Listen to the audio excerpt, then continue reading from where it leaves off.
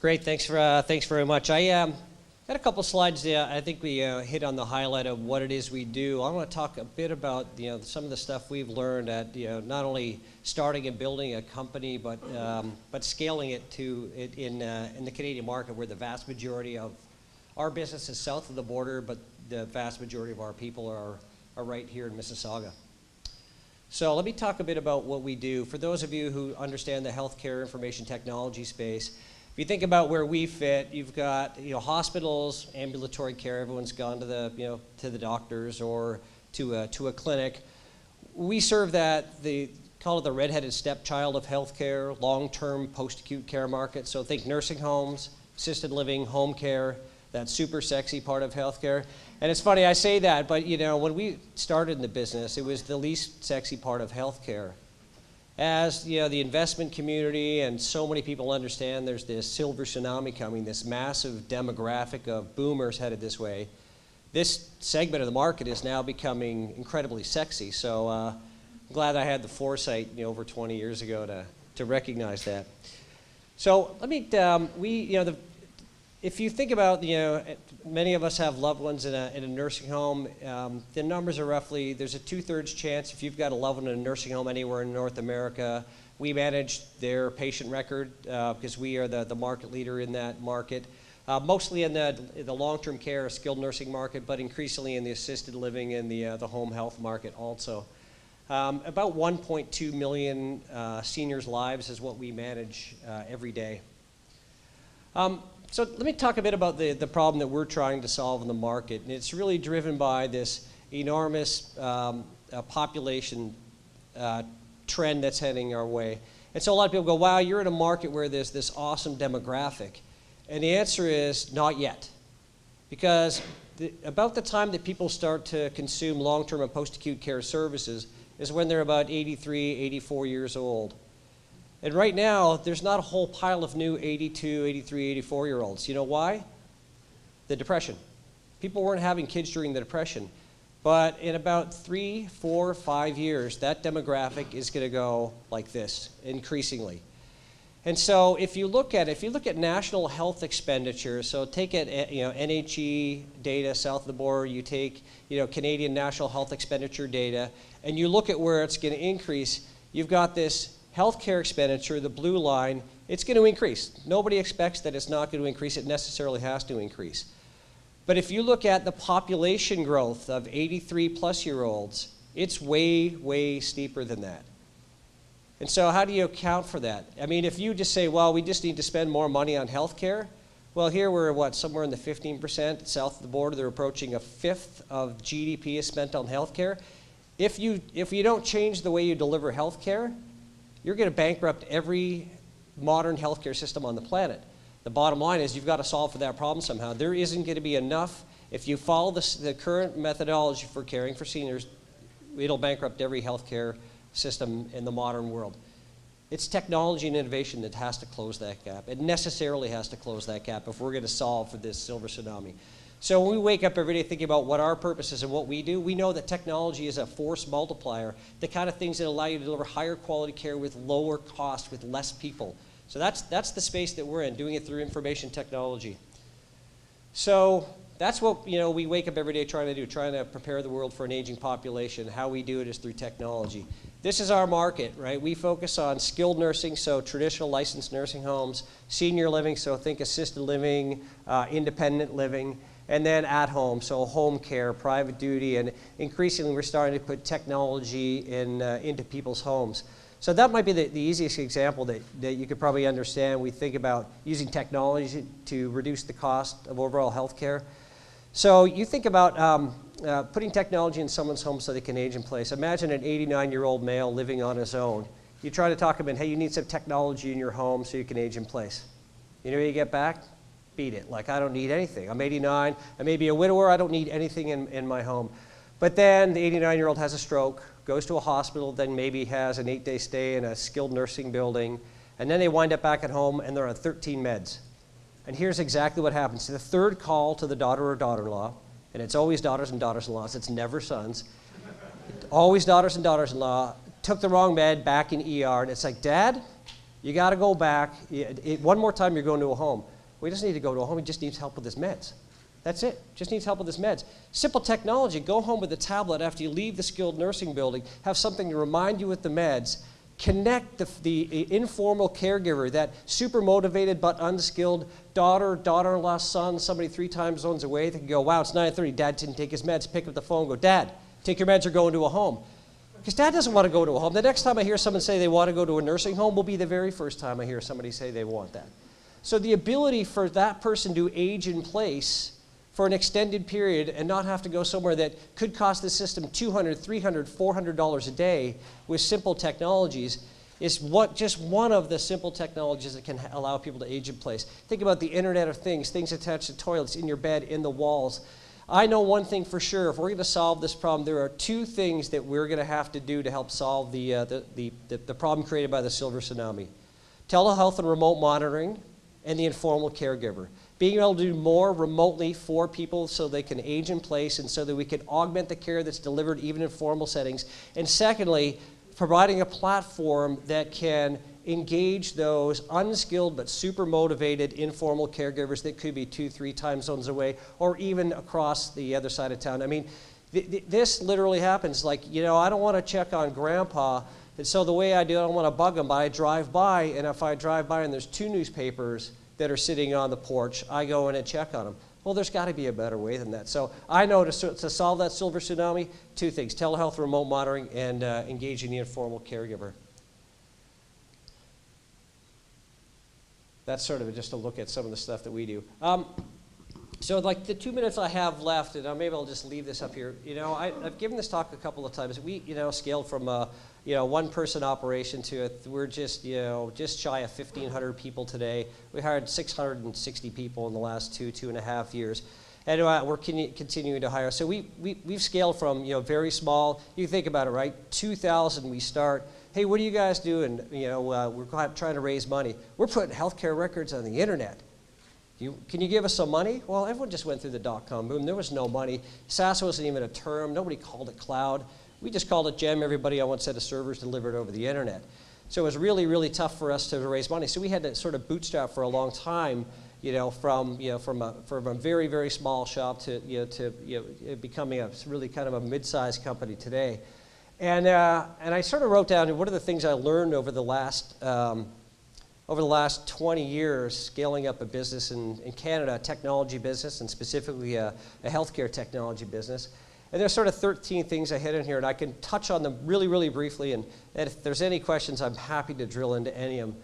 One, if you're the founder, and there's a bunch of founders here, when you think about what your job is, here's how I do it, and you may think of it differently. Culture is your number 1 job. Number 2 is making sure you get the right team. Number 3 is strategy and vision. Number 4 is general management of the business. And the reason why I say that is if you get the right culture, then you can attract the right people. If you get the right people, it's not on you to get the right strategy and vision. And if you get the right strategy and the vision with the right people and you have the right culture, the execution part is way, way easier. Second one is, Canadian companies sometimes take money too early. Bootstrap as long as you can, then you can still control the company over the long term. If you don't have a unique selling proposition, get out of it. Don't waste anybody's time. You better have a unique selling proposition. Understand that. Otherwise, you can't raise money, and you're not going to change the world. Chase markets, not sales. I know it's easy in the early days when you're bootstrapping to chase anybody who's prepared to write you a check for something that might be some way they can possibly use your technology. Don't chase sales. Figure out what market you want to go and own and wake up every day trying to win that market. Work on the business, not in the business. Over time, you start off, you're doing all the work. I don't know whether you're an engineer, you're sales, you're a consultant. Over time, you got to figure out that your job is to work on the business and get other people to work in the business. And the faster you can transition there, the faster you can scale the company. When you're sitting around, you're always arguing about the facts and the data. Make sure you get somebody to curate the data so that you've got one single source of truth. You have to get somebody to own that. Otherwise, you spend 45 minutes debating who's got the right data, right? The alternate facts, alternative facts. Get someone to curate that data. Develop a culture of accountability. I could spend 3 hours on that. Make sure you prioritize. And in our world, every half year we come up with 3 priorities. Can't be 4, can't be 5. Otherwise, they're not a priority. Come up with 3 and make sure you can execute on those. Sometimes we narrow it down to just 2. Learn the easy way, copy and rip off everything you possibly can. because it's always been done before. Never start with a blank piece of paper. It's always been done before. Over-communicate. I remember getting this message when we had 8 people, and I finally resonated with me when we had about 200. The ability to communicate when you're 15, 20, 30 people, you can do it over pizza and beer on Fridays. It's pretty easy, right? But then you get bigger and you get people from different generations in different locations, and the effort you need to put in to communicate grows exponentially with the size of your organization. Trust your gut. There's always a lot of consultants and people who are proclaimed geniuses. If after you go through all the data and everything you've read, if it still doesn't feel right, everybody read that book, Blink? There's a million data points you can't articulate that you understand. Believe me, you should trust your gut. Team needs to evolve. Hire the people. In the early days when you're bootstrapping, you hire who you can afford. One day you wake up and you got to stop hiring just the people you can afford and hire the people you need. And I wouldn't be limited by geography. We've got a good chunk of our staff that come from all across the U.S. I got a CFO and a chief product officer that actually commute in from Boston every week. Make sure you get the people you need as you scale. And build a durable business. Don't build a business to flip. I mean, you can, but it's very timely that way. If you build a business to flip and you haven't invested in things like culture and systems and learning systems, and you get through that point where you missed your window to sell, those things that you haven't invested in won't allow you to develop and grow a sustainable company. So I know probably over time here, but I thought I'd just cut through those quickly and open up for questions.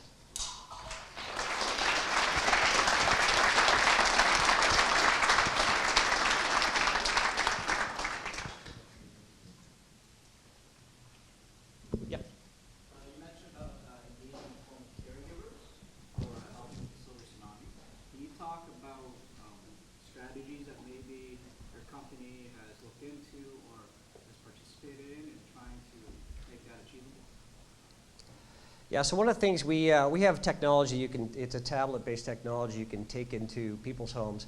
It's not big for us yet. We've got maybe 500 lives, but these are 500 people that are outside of an institution today because they have some basic technology. And so some are traumatic brain injuries and some are seniors. But the use cases we're going after, because we've got such an enormous market share in the long-term post-acute care space, is a lot of people who go to skilled nursing buildings or nursing homes, it's far higher acuity short stay in the U.S. Where I've got some customers where their average length of stay is 8 days. So somebody comes in, they go into a skilled nursing building, they get rehabbed, and they go back home. And then they go home and they've got a discharge plan they need to follow. Somebody's got to monitor their pulse, maybe an oximeter. There's different things that need to be monitored, and they've got to manage their medications. So we have customers that will send them home with the tablet, and they can either follow up with them and monitor that they're following their discharge plan and taking their meds the right way, or they can engage a family member or family members to be able to get reminders remotely. Hey, Mom, it's 9:30. We're supposed to take these meds at 9 o'clock.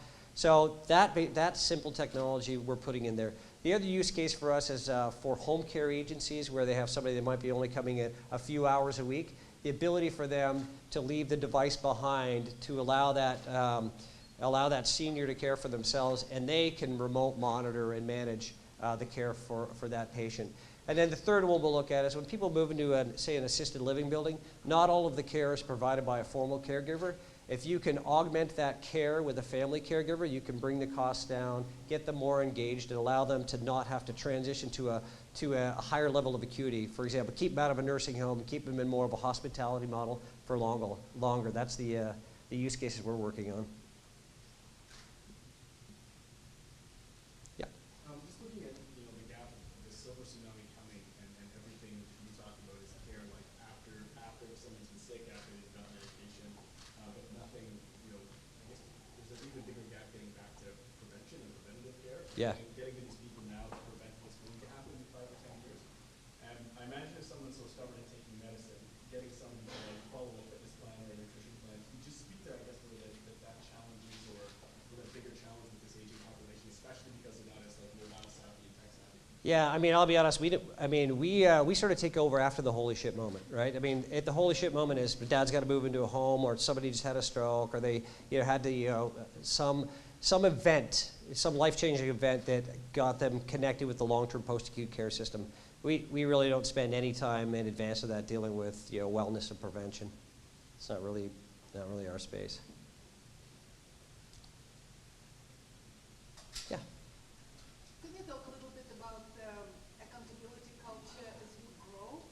How do you grow with it? Yeah, that's so the accountability culture. We could spend a ton of time on accountability culture, but I think when you're a small startup, everybody does everything, and you're of the belief that hey, and by and large, everyone's there for the mission, and you knew them for a long time before you.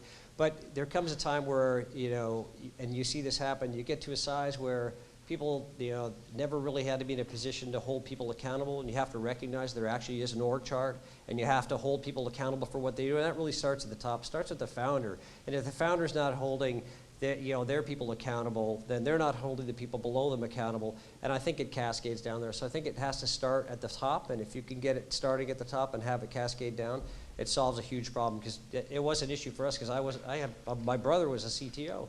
I wouldn't hold him accountable, and then if I don't hold him accountable, I can't hold other people accountable, and that had to change. You just need to come to that recognition.